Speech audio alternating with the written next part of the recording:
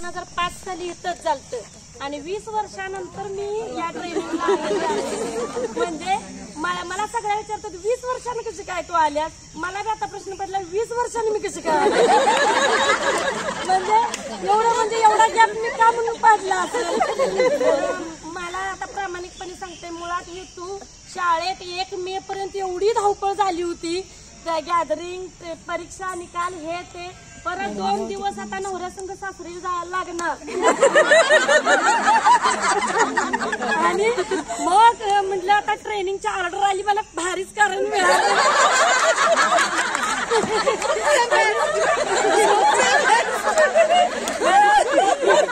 मैत्रिणींच्या ग्रुपवर मी किती वेळा मेसेज टाकला अगं कुठेतरी म्हशीसारखं डुबायला तरी जाऊया कोणच तयार होईल ट्रिपला.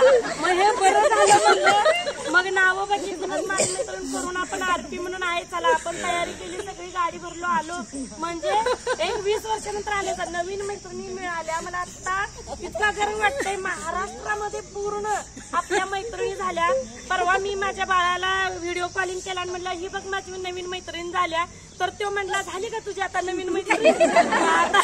आता म्हणला फोन नंबर घे आणि अर्धा तास बोलत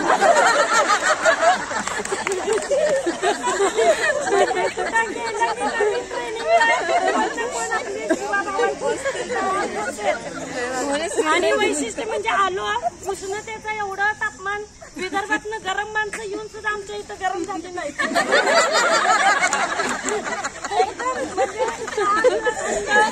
सारखं ते म्हणायचे सारखं म्हणायचे तुमची कोल्हापूरची माणसं किती किती छान ना.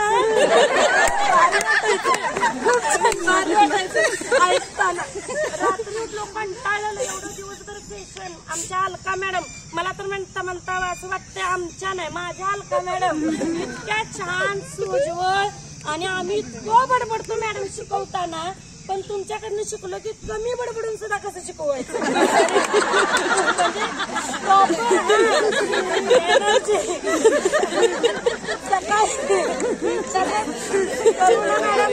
हेल्पर म्हणून म्हणजे असिस्टंट म्हणून खूप छान काम केलं.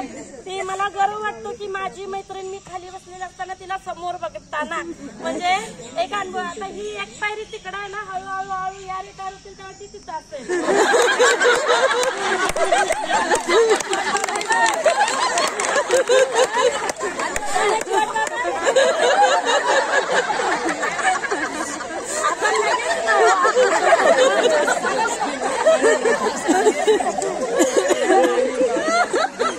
दिवसभर एवढं कंटाळायचं गरम व्हायचं आंघोळीचं तर प्रकरण